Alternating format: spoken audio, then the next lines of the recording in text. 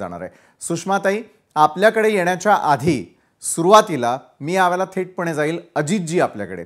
अजितजी, आंदोलनाचा उद्देश मराठा आरक्षण नव्हे तर मुख्यमंत्र्यांसमोर आव्हान उभं करणं होतं, असं जर असेल तर ते त्याला पुरून उरले का?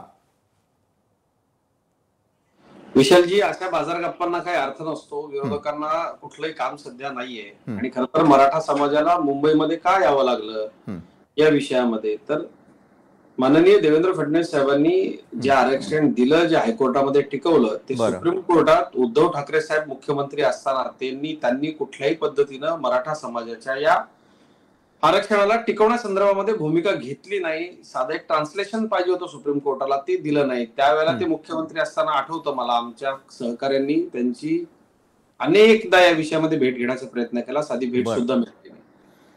तर आपण स्वतः जबाबदार असलेल्या गोष्टींच्या करता ते सगळं यशस्वीपणे झालं, मराठा समाजाचं समाधान झालं, ओबीसी समाजाच्या आरक्षणाला कुठेही धक्का न लावता त्यातनं मार्ग निघाला आणि सगळ्यात महत्त्वाचं म्हणजे की आपल्या बांधवांना कुठल्याही पद्धतीची तोशिष न लागता सर्व समाजाचं व्यवस्थित समाधान झाल्यानंतर त्यातनं अशा पद्धतीचे राजकीय काहीतरी आडाखे काढायचे। कारण कसं आहे, राऊतांना रोज सकाळी बोलावं लागतं, त्यामुळे काहीतरी मुद्दे लागतात।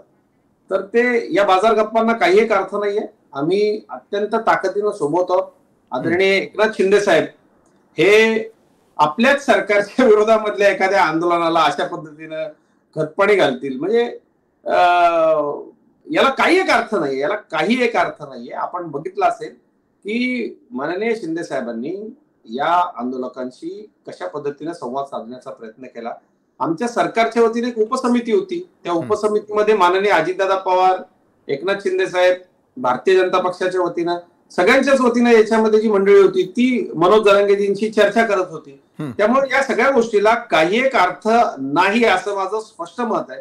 विरोधकांकडे काय आहे, सध्या दुसरं कुठलं काम नाहीये आणि अशा पद्धतीचे हे जे आरोप आहेत, या आरोपांना काही एक अर्थ नाहीये। अधिकृतरित्या भारतीय जनता पक्षाकडून अशा पद्धतीच्या कुठल्याही गोष्टी मी फेटाळून लावतो। आणि एक गोष्ट लक्षात घ्या, बाहेरच्यांनी किती काही सांगितलं तर आमची महायुती अभेद्य आहे ना। आपण देहबोलीतनं रोजच्या सगळ्या गोष्टींमधनं आपण ते पाहत असतो। सन्माननीय शिंदे साहेबांनी सातत्यानं मराठा समाजाच्या संदर्भामध्ये ते मुख्यमंत्री असतानाही सकारात्मक भूमिका घेतली होती। आता तर म्हणजे तेव्हाही सरकार त्यांचंच होतं, आताही सरकार त्यांचंच आहे। त्यामुळं या सगळ्या गोष्टीला काही एक अर्थ नाही। बरं, कुठल्याही प्रकारचा अर्थ नाही, विरोधकांकडे मुद्दे नाही म्हणून अशा प्रकारचे प्रश्न उपस्थित केले जातात किंवा दावे प्रतिदावे केले जातात असं तुम्ही म्हणताय। प्रशांतजी, मी आपल्याकडे येईल।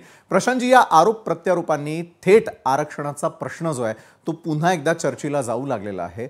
संजय राऊत यांनी ज्या प्रकारचे गंभीर स्वरूपाचे आरोप केलेले आहेत त्यामुळे आता सरकारच्या उद्देशांवरती, सरकारनं ज्या प्रकारे आंदोलन हाताळलं त्यावरती देखील अनेक प्रश्न